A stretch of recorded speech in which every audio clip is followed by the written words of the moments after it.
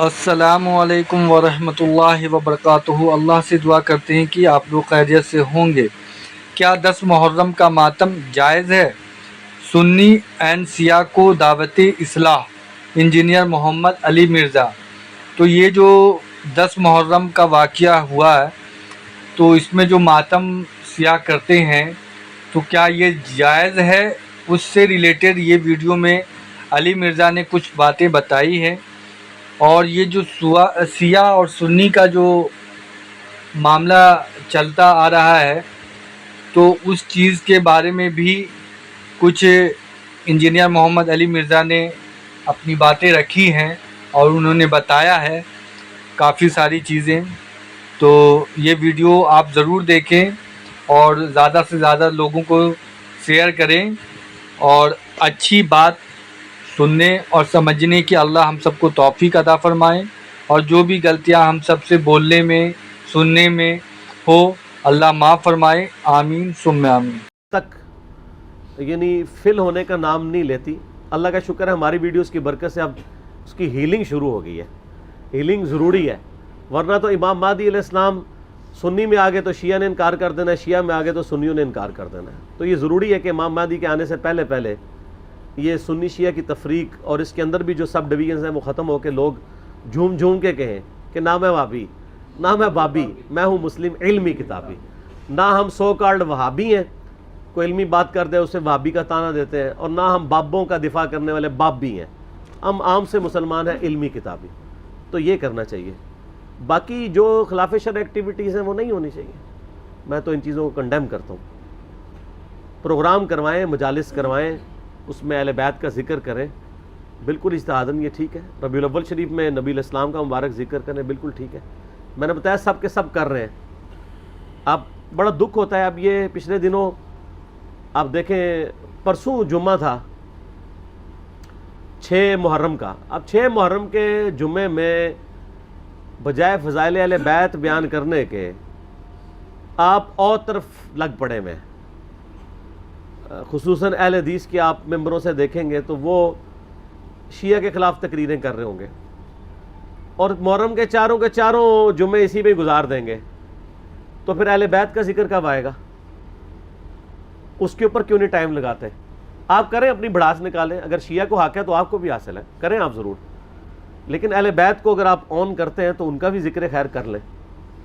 Total آپ کے اسی اوپر لگا ہوا ہے، اور جناب آپ عظمت صحابہ، اور عظمت صحابہ سے مراد خلفائے راشدین نہیں ہوتے، وہ 2-3 بندے ہی ہیں جن کی عظمت کی ان کو فکر پڑی ہوئی ہے، ٹھیک ہے، جن کی عظمت بخاری اور مسلم میں بڑے اچھے طریقے سے بیان ہوئی ہے، وہ میرا واقعہ کربلا والا ریسرچ پیپر پڑھ لیں۔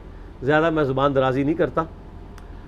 میرا یوٹیوب پہ ایک کلپ ہے، لاکھوں لوگوں نے دیکھا ہے، رپلائی ٹو مولانا الیاس قادری اون حضرت معاویہ رضی اللہ تعالیٰ عنہ، اس میں نے وہ ساری عظمتیں کھول کے بیان کی ہیں، وہ آپ دیکھ لیجئے گا، بخاری مسلم کی روشنی میں، اصول الکافی کی روشنی میں نہیں، ٹھیک ہو گیا۔ اگلا سوال یہ ہے کہ محرم الحرام میں اہل تشیع کی جانب سے ماتم، جھولے، تابوت اور اس طرح کے جو افعال کیے جاتے ہیں، کیا یہ شرعی طور پہ درست ہیں؟ کوئی شریعت سے اس کا تعلق نہیں، سب کی سب بدعات ہیں، دین کے اندر ایگزیجریشن کی گئی ہے، اور اس سے بھی آگے بڑھ چکے ہیں، اب تو زنجیر زنی اور چھریاں مارنے تک بات آ چکی ہے۔ حالانکہ مفتی اعظم جو ہیں ایران کے خامنائی صاحب، ان کا فتویٰ ہے کہ یہ حرام ہے چھری مارنا اپنے آپ کو،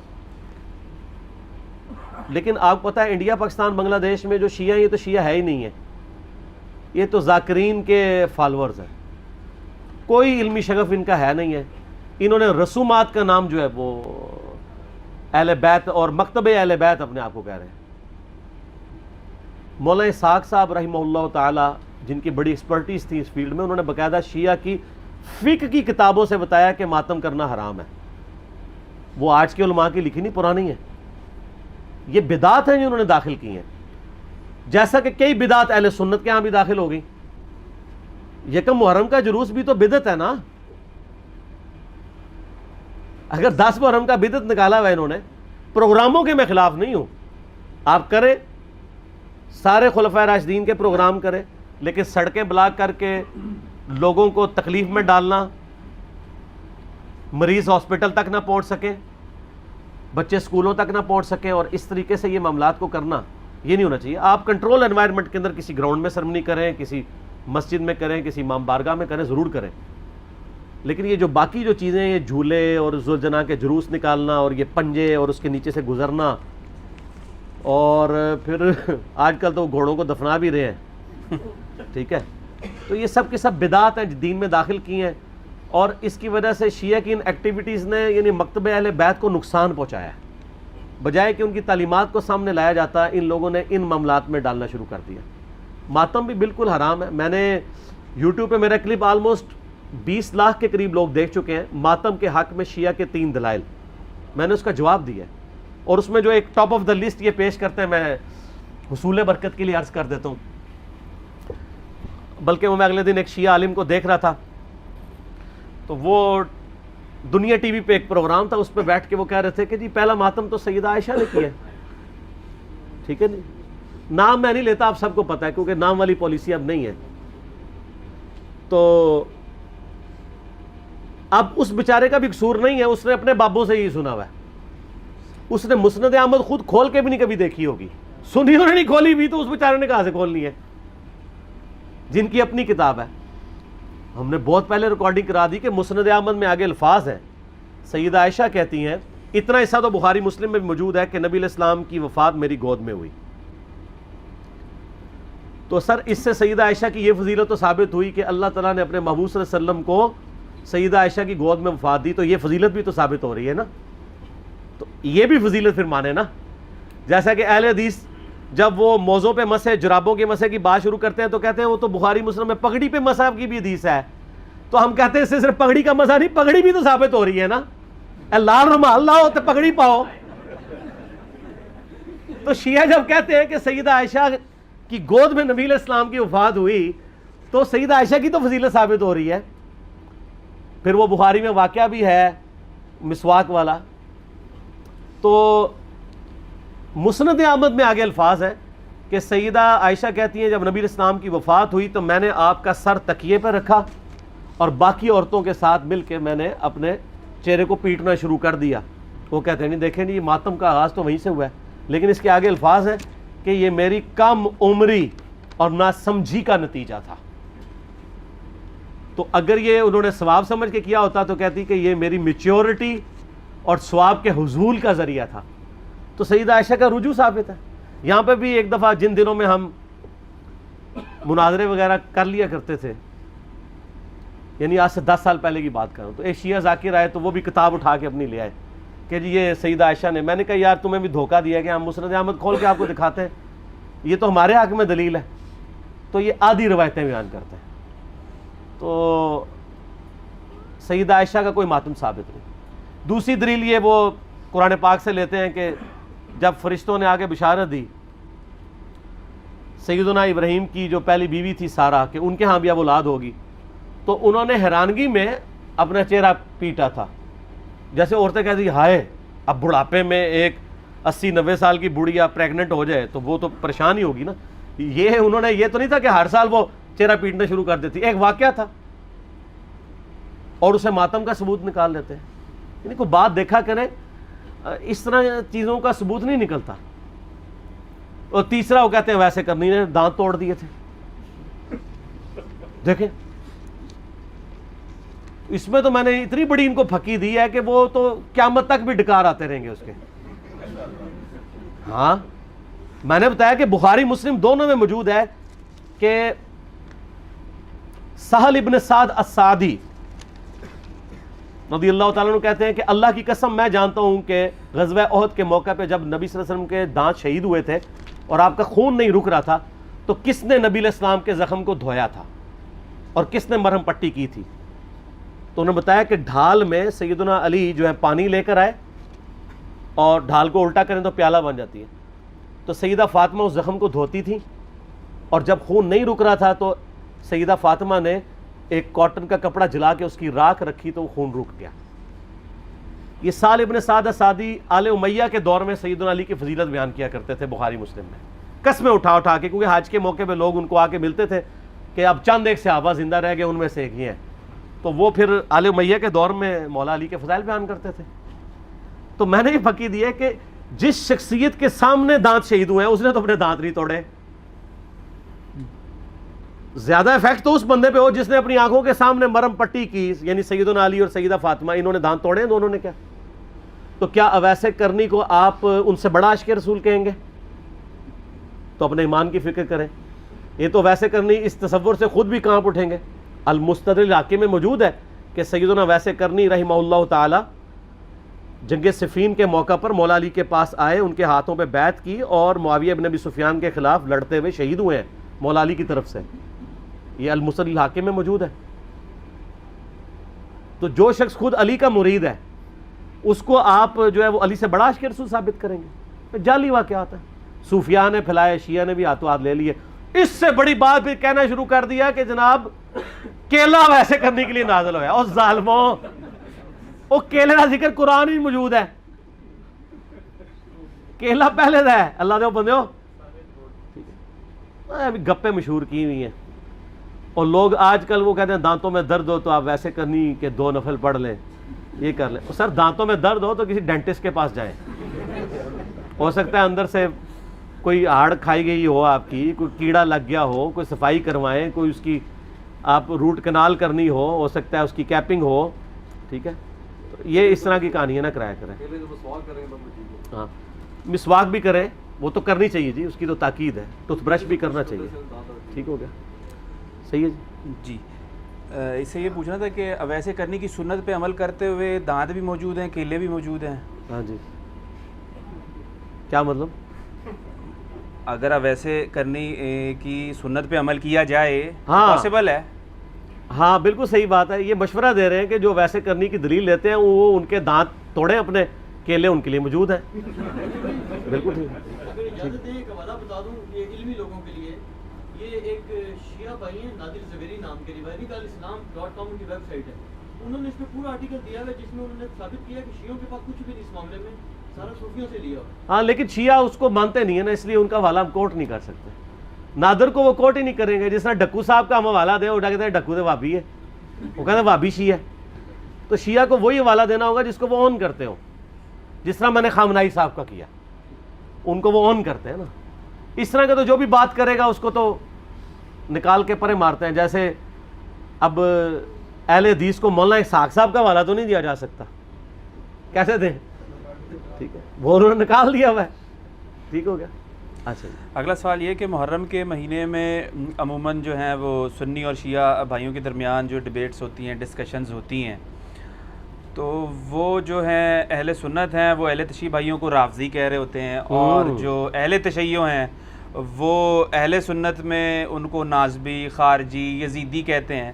تو یہ جو اصطلاح ہیں یہ آپس کے ٹسل میں ہی ڈیوائز ہو گئی ہیں یا یہ واقعتاً کوئی پیچھے سے اس کا؟ دیکھیں اصطلاح تو اپنی اصل میں موجود ہے لیکن اس کی امپلیمنٹیشن جو ہے نا وہ غلط ہو رہی ہوتی ہے. اپنے مقاصد کے لیے, پیٹ کے لیے ہو رہا ہے سب کچھ. ناسبیت کی اصطلاح شروع سے موجود ہے, رافضیت کی شروع سے موجود ہے. نسب عربی زبان میں کہتے ہیں کھڑا کرنے کو.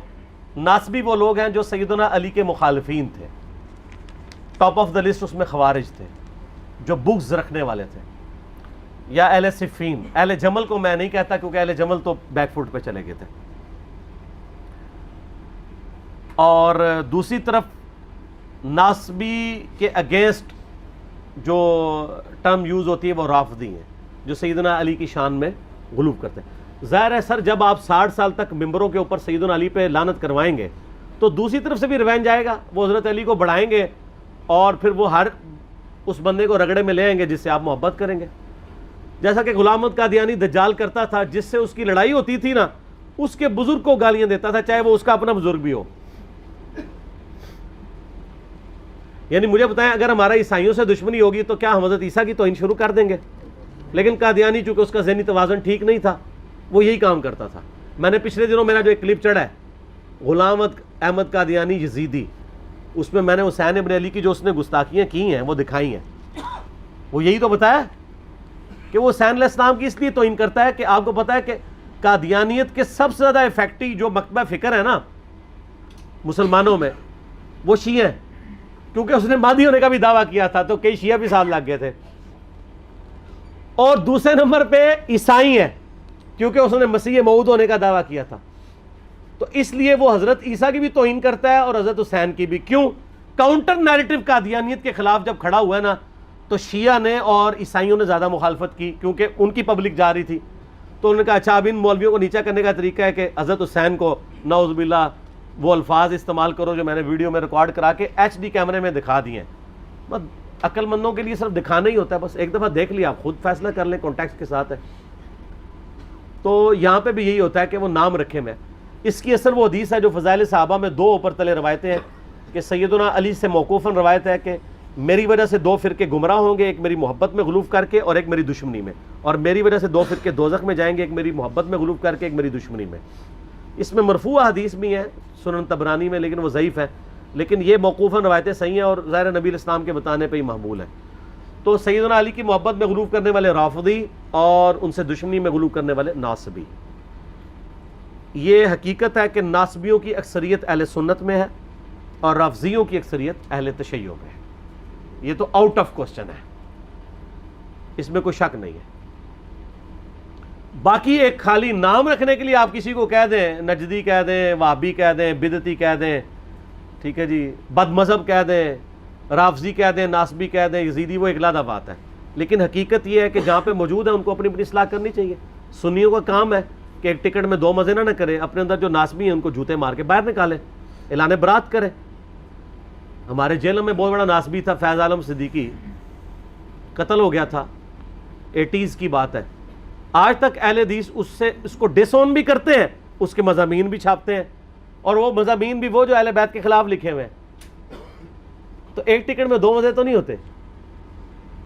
دوسری طرف شیعہ ہیں اور ان کے اندر جو رافضی خبیث گھسے ہوئے ہیں جو کہ شیخین کے اوپر تبرہ کرتے ہیں, روڈ لینگویج استعمال کرتے ہیں, وہ ان کو اس طریقے سے کنڈیم کرنے کے لیے بھی تیار نہیں ہوتے ہیں.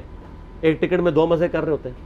اب تھوڑی چینج آئی ہے, لوگ کرنا شروع ہوئے, لیکن یہ دراڑیں اسی وقت فل ہوں گی جب شیعہ رافضیوں کی صفائی کریں اپنی صفوں سے اور سنی ناصبیوں کی صفائی کریں. صرف کہہ لینے سے کافی نہیں ہے کام کہ نہیں جی ہمارا تو کام تھا ہم نے بس کہہ دیا. ان کو فرنٹ سے لیڈ کر کے روکیں. اس کی میں آپ کو مثال دیتا ہوں.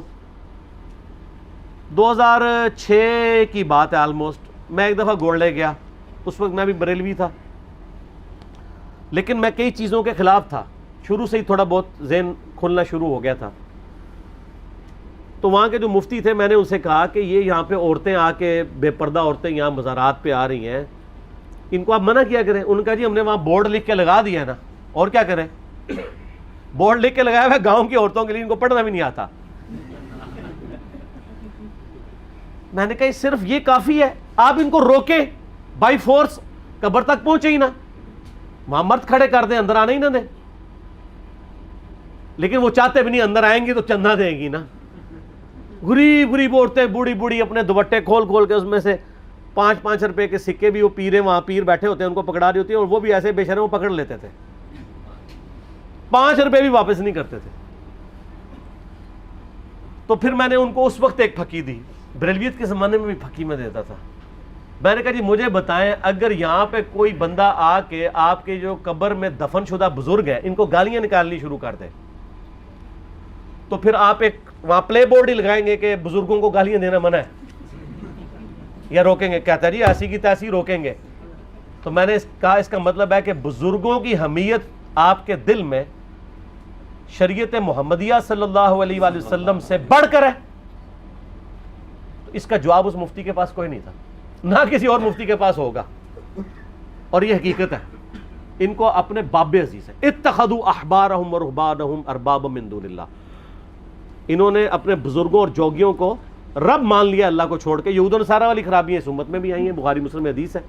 تو میں وہی خرابیاں پیدا ہوں گی جو اگلوں میں پیدا ہوئی تھی, قدم با قدم, بالشت بر بالشت, حتیٰ کہ ان میں سے کوئی گوہ کے سراغ میں داخل ہوا تم بھی یہی کام کرو گے.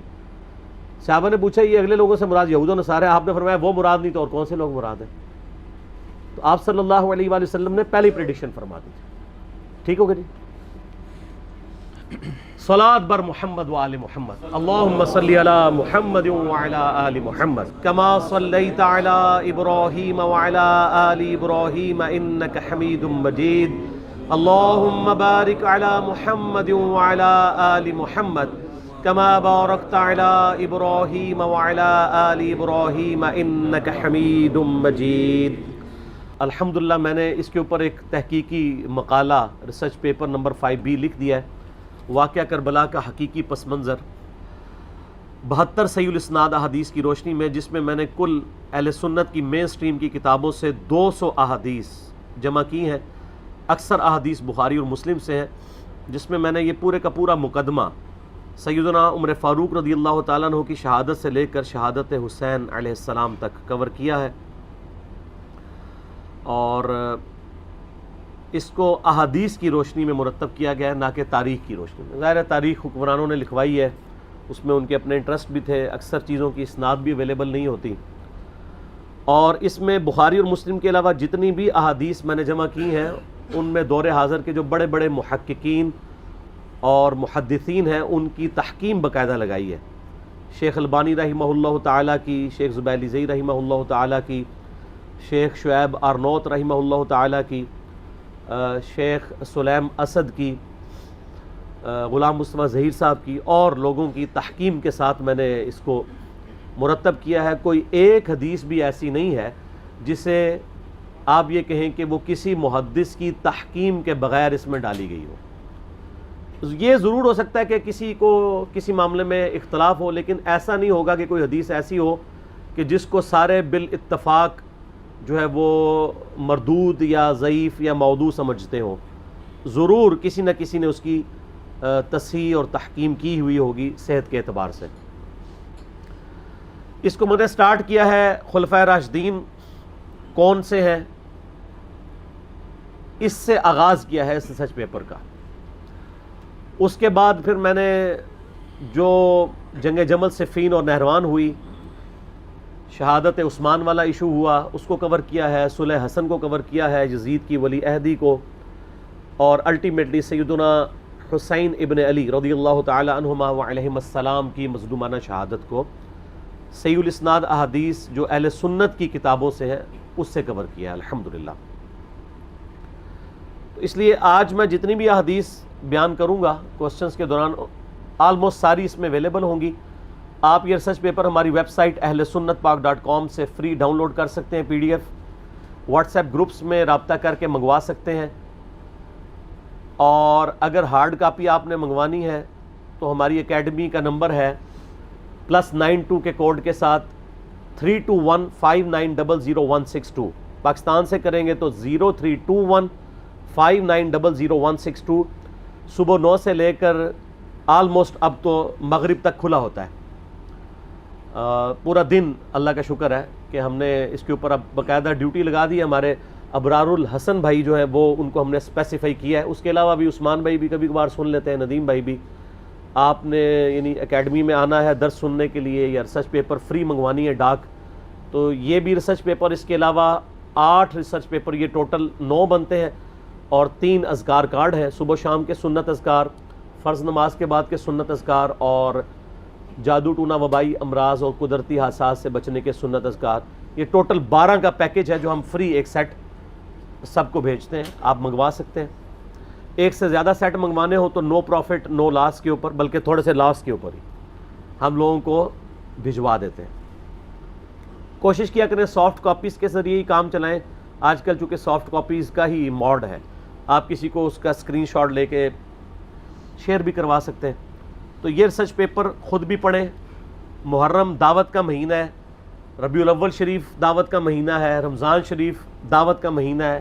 یہ وہ مہینے ہیں جس میں مسلمان بیدار ہوتے ہیں، اپنے اپنے ٹاپکس کو سرچ کرنا چاہتے ہیں، تو بڑا اچھا موقع ہے کہ آپ ان تک صحیح بات پہنچائیں اللہ کا نام لے کر.